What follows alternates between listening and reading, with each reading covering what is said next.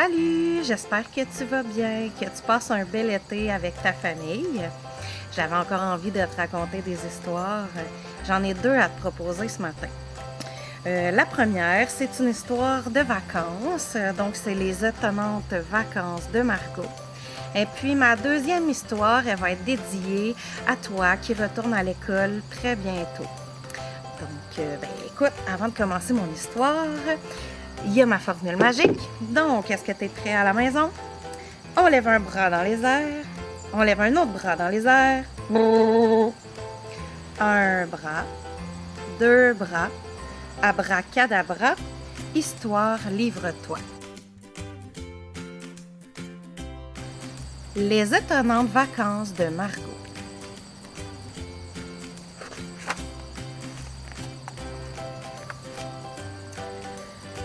Tout ça, c'est la faute à l'Italie.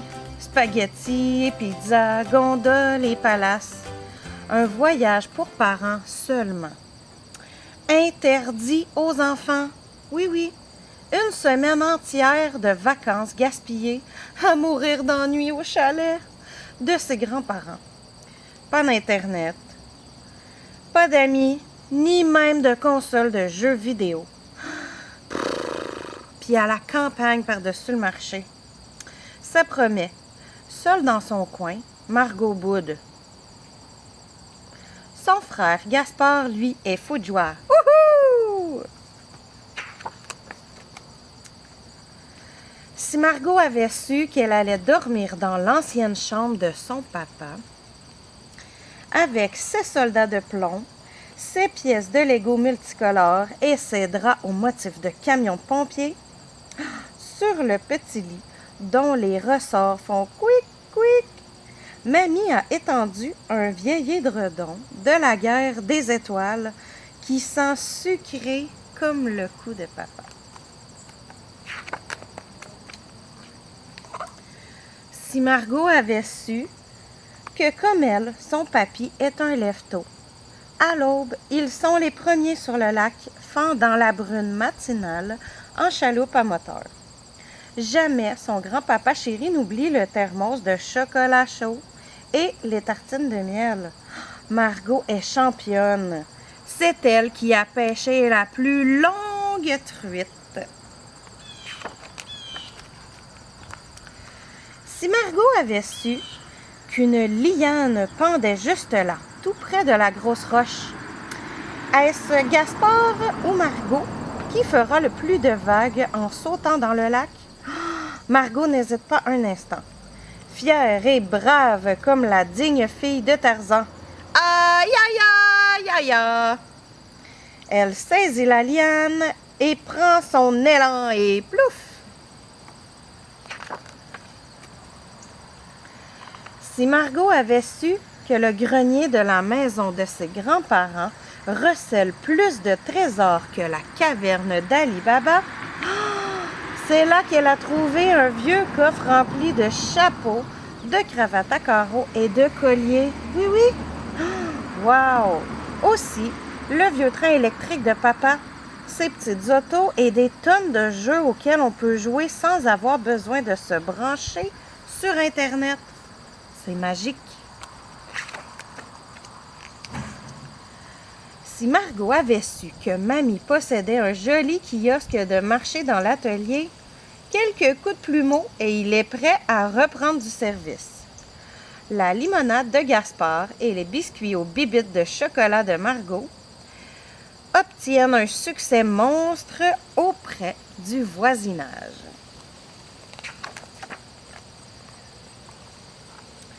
Si Margot avait su que ses grands-parents ont des petits trous de mémoire.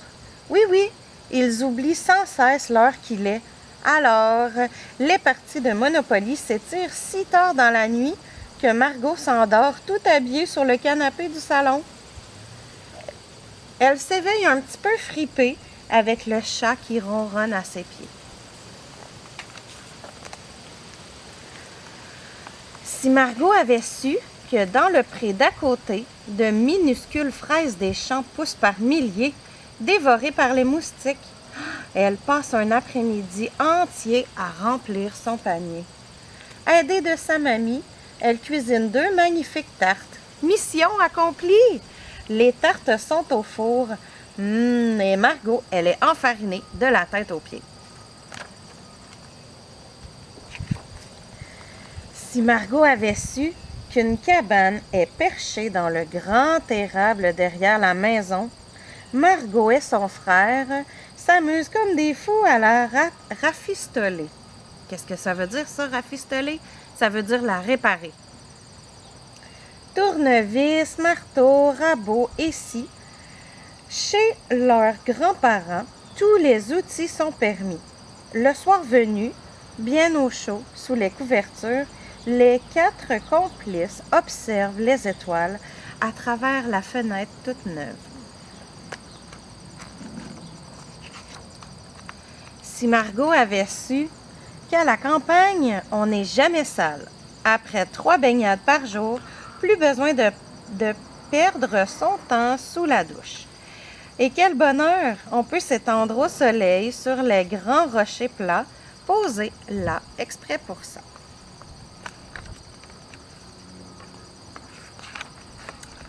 Si Margot avait su que cette longue semaine passerait bien trop vite, elle aurait insisté pour que ses parents partent beaucoup plus longtemps.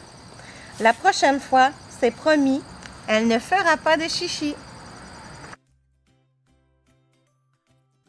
Le bisou secret. Antonin, le petit raton laveur, se promène avec sa maman. En arrivant à l'orée de la forêt, il s'arrête et il se met à pleurer. « Maman, je veux pas aller à l'école. Je veux rester à la maison avec toi. Je veux m'amuser avec mes amis et jouer avec mes jouets. Et aussi lire mes livres et me balancer sur la balançoire. S'il te plaît, maman, est-ce que je peux rester avec toi? » Il était vraiment triste, notre petit raton. Sa maman le prend par la main et frotte son nez contre son oreille. Parfois, on doit faire des choses qu'on n'a pas envie de faire, explique-t-elle gentiment, même si elles nous paraissent étranges et nous font un petit peu peur au début. Mais tu verras, tu aimeras l'école. Tu te feras de nouveaux amis, tu joueras avec de nouveaux jouets, tu liras de nouveaux livres et tu te balanceras sur une nouvelle balançoire. Et en plus, je connais un merveilleux secret qui rendra tes nuits à l'école aussi agréables que tes journées à la maison. Antonin essuie ses larmes et il la regarde d'un air curieux. Oh, un secret? Quel secret? C'est un très vieux secret. Oui, je l'ai appris de ma maman, qui l'a appris de la sienne. Ça s'appelle le bisou secret. Le bisou secret, répète Antonin. Mais qu'est-ce que c'est? Je vais te montrer, lui dit sa maman. Et elle prend la patte gauche d'Antonin, elle écarte ses doigts, elle se penche et elle dépose un bisou au creux de sa main, comme ça. Antonin sent le baiser s'envoler de sa main, remonter le long de son bras et aller se blottir tout au fond de son cœur. Son soyeux masque noir frémit, envahi par une douce chaleur. Sa maman sourit. Maintenant, chaque fois que tu te sentiras seul et que tu auras besoin d'un peu d'amour, tu n'auras qu'à poser ta main sur ta joue. Et ce bisou remontera le long de ton cœur pour te réconforter et pour te chuchoter des petits mots doux. Maman t'aime, papa t'aime aussi. Elle prend la main d'Antonin et elle reprit doucement les mains sur le bisou. Surtout, fais attention de ne pas le perdre, dit-elle pour le taquiner. Mais ne t'inquiète pas, même quand tu ouvriras ta main pour la laver, pour ta nourriture, je te promets que ton bisou ne s'envolera pas. Antonin est content d'avoir un bisou secret. Il sait que l'amour de sa maman et de son papa le suivra partout où il ira, même à l'école. Ce soir-là, en arrivant devant l'école, Antonin a l'air songeur. Soudain, Il se tourne vers sa maman et lui sourit. « Oh, donne-moi ta main, dit-il. » Antonin prend la main de sa maman et écarte ses longs doigts. Il se penche et il dépose un bisou au creux de sa main. « Comme ça, toi aussi tu as un bisou secret, lui dit-il. » Après lui avoir dit au revoir et chuchoté « Je t'aime », il s'éloigne en gambadant. La maman d'Antonin le regarde en trottinant le long d'une branche d'arbre et entrer dans l'école. En entendant le hibou ululer pour annoncer la nouvelle année scolaire qui commence, elle pose sa main sur sa joue et elle sourit. La chaleur du bisou d'Antonin remplit son cœur de petits mots doux. Antonin t'aime, Antonin t'aime.